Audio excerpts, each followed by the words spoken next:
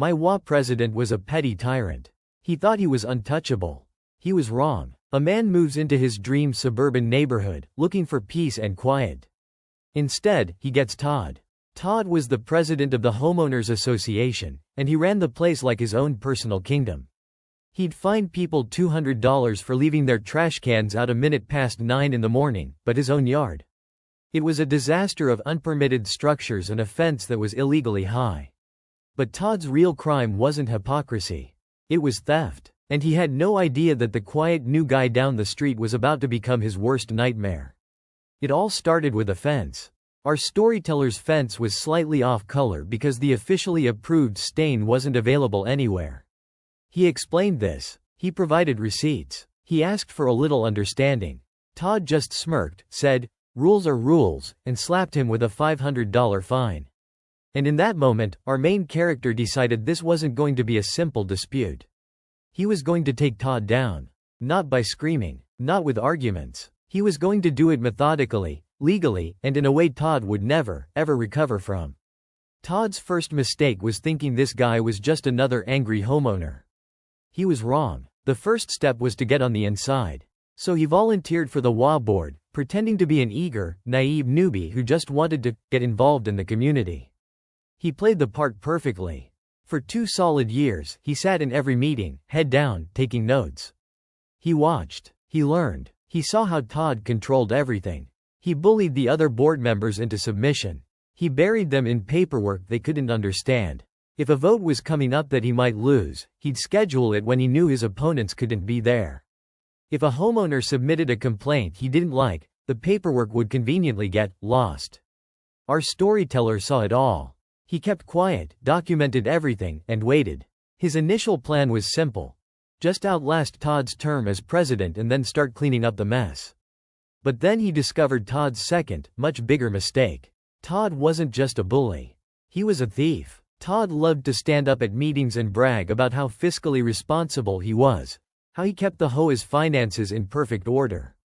But the numbers just didn't make any sense. The annual fees were sky high. Way more than in similar neighborhoods nearby. Yet, the common areas were completely falling apart. The community pool was chained shut for half the summer because of so-called maintenance issues. The landscaping looked like it hadn't been touched in years. Where was all that money going? He started digging. As the HOA treasurer, Todd had total control over the accounts, and he was pathologically secretive about sharing any details. During one meeting, our storyteller casually asked to see the budget. Todd just laughed it off. "Don't you worry your pretty little head," he said. "I've got it all under control." That wasn't a good enough answer. So he filed a formal, written request for the financial records, something Todd was legally required to provide under the HOA's own rules. Weeks went by. Crickets. That's when he started talking to his neighbors, quietly, one by one. And he found out he wasn't alone. Over a dozen other homeowners had requested to see the budget over the years. Every single one of them was ignored. One neighbor was convinced Todd had used HOA funds to build a brand new patio at his own house. Another swore they'd seen Todd's kids and their friends having a private pool party right in the middle of that supposed maintenance closure. He now had more than just suspicion.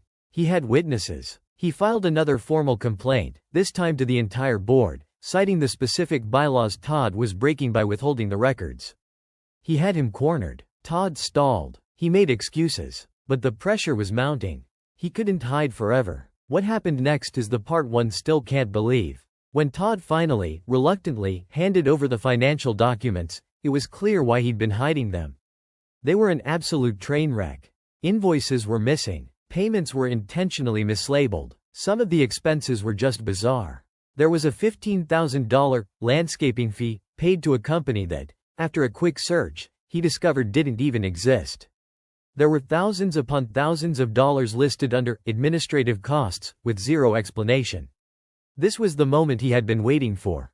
He spent the next few weeks cross-referencing every single line item with the HOA's bank statements and public records. And then he found it. The smoking gun. Todd wasn't just being sloppy. He was actively funneling HOA money directly into his own personal bank accounts. But it got even worse. He discovered Todd had a buddy, a shady contractor who somehow got all the HOA's maintenance jobs. Todd was approving massively inflated invoices from this guy. The HOA would pay the ridiculous fee, and then the contractor would kick back a huge chunk of the profit to Todd. It was a full-blown criminal enterprise.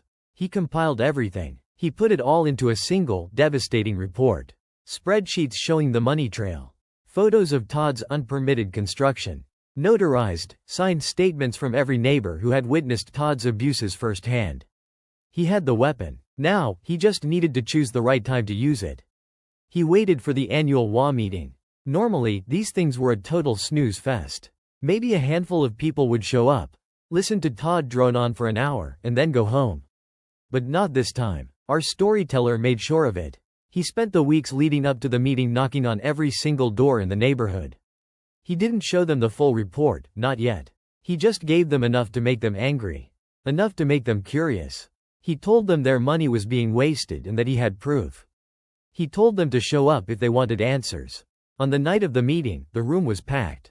Standing room only. You could feel the tension in the air.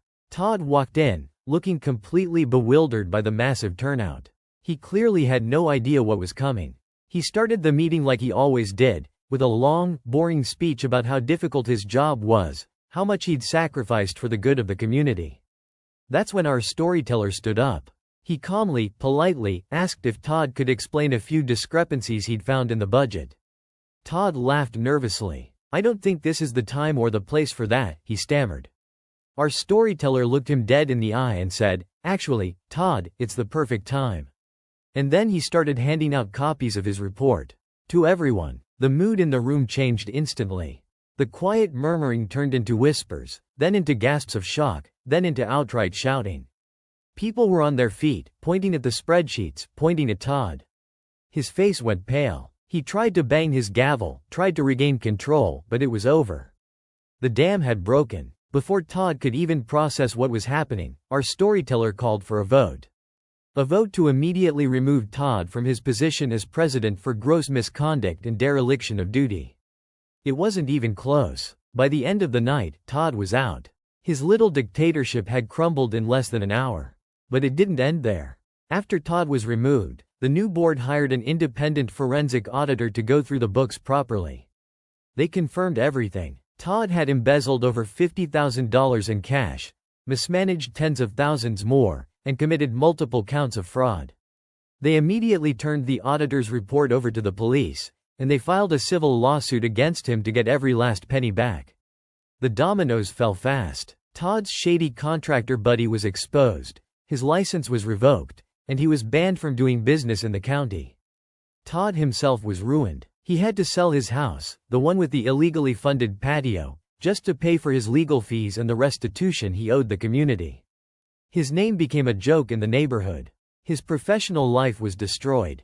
No one would touch him. With Todd gone, the neighborhood came back to life. The new board, led by our storyteller, rewrote the rules to make sure a dictator could never take over again. They implemented term limits. They required multiple board members to sign off on any financial decision. And they created an online portal where every single homeowner could see the budgets, the invoices, and the meeting minutes in real time. Total transparency. Every now and then, he walks past Todd's old house, now owned by a lovely family who takes care of the yard. He sees kids playing in the park, which is now beautifully maintained. The community pool is sparkling clean and open all summer. And the HOA fees? They're lower than they've ever been. As for Todd, he reportedly moved to a town nearby. The story goes that he tried to join the board of his new HOA, but someone there had the good sense to Google his name. He was laughed out of the room. Justice wasn't just served, it was plated, garnished, and savored. This person dedicated 2 years of his life to a silent, meticulous plan to dismantle a corrupt system that was hurting his community. He didn't just get revenge for a $500 fine. He saved his neighbors tens of thousands of dollars and restored faith in their own neighborhood. It was a long, patient, and calculated act of rebellion. So, here's the question I'm left with. Was this a heroic act of community justice, proving one person can make a difference? Or was it a personal vendetta that went way too far? Let me know your thoughts.